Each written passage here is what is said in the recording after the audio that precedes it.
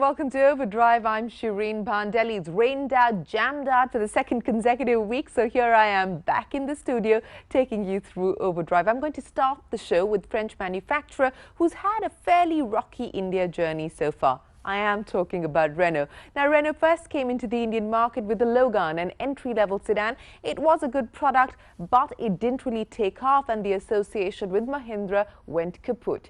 But Renault has tried to rally itself, and after 4 new products, all badged Renault, they've come back to the entry-level sedan segment with the Scala. Here's our take on the final product from Renault in their 5-car lineup for India over the last 2 years. For the first 5 odd years of its Indian journey, the Renault brand was identified with the Logan, a tireless workhorse, but a car that lacked any French flair. In May 2011, Renault set about changing that impression with the first of 5 launches scheduled for 2011 and 2012. The quirky and comfortable Fluence has been followed into India by the Koleos SUV, the Pulse hatchback, and the much-awaited Duster. And now, it's time for number 5. Like the Pulse, Renault's 5th Indian offering is also based on an existing Nissan car.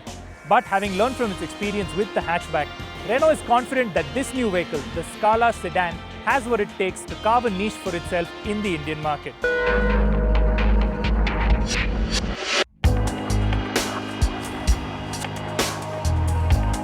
The first step towards creating that niche is visual differentiation.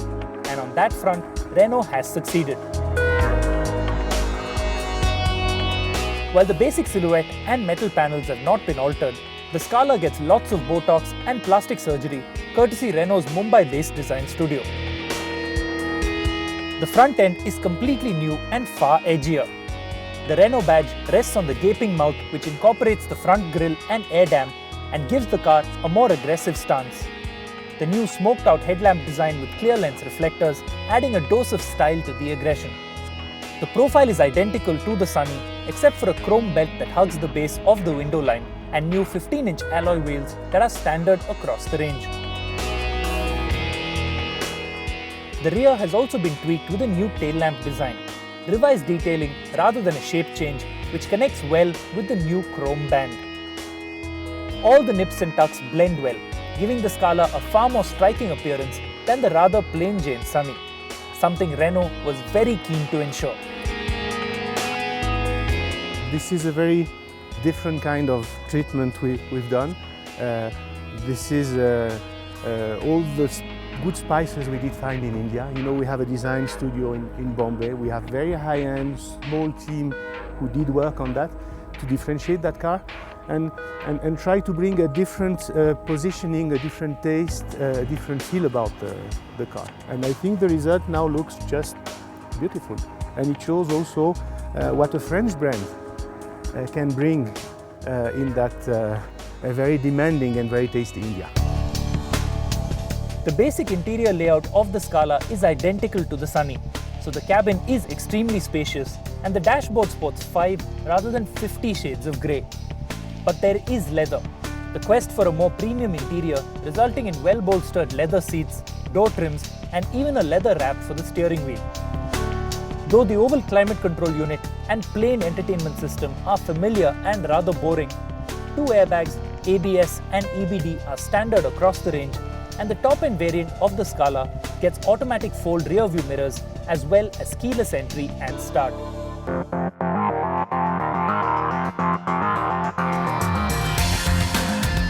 In the quest to keep development costs low and get the Scala to market ahead of schedule, Renault has kept things simple and used the 2 power plants that were available, the 1.5-litre petrol and diesel engines that do duty on the Sunny. I'll get to those in a bit, but first let's look at an area of the car that Renault has changed: the ride and handling. Unlike the Sunny, which runs on 14-inch rubber, the Scala gets 15-inch alloys as standard across the range. And that's not just for cosmetic reasons. It's a part of the changes that Renault has made to the suspension of this car. For starters, it's not as softly sprung as the Sunny, and though the ride is still very plush, it has that little bit of European stiffness to it that I quite like at medium to high speeds. There isn't too much body roll either, And the Scala steering also feels different, not as light as the Sunny and offering enough feedback, allowing the car to corner quite effectively. Now it's time to talk about the engine, and as you've probably already guessed from the badging, the car I'm driving today is the diesel. And yes, the Scala is powered by Renault Nissan's 1.5-litre K9K diesel engine.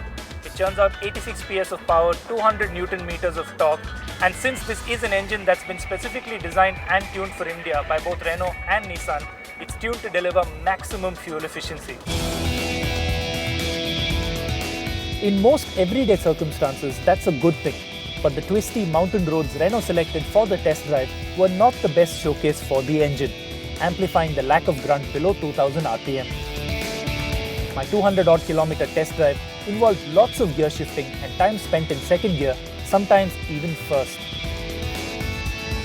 That said, most buyers driving to work in the city or heading off for a quick weekend blast across the plains will not have cause to complain and should be downright happy with the claimed mileage of 21.4 kilometers per litre. The Scala is the last of the 5 vehicles Renault planned to launch in India by December 2012. Like the Pulse, it will be priced and positioned at the premium end of its segment, but unlike the Pulse, the Scala seems to have what it takes to differentiate itself from its Nissan sibling, and that could well be the determining factor in its success.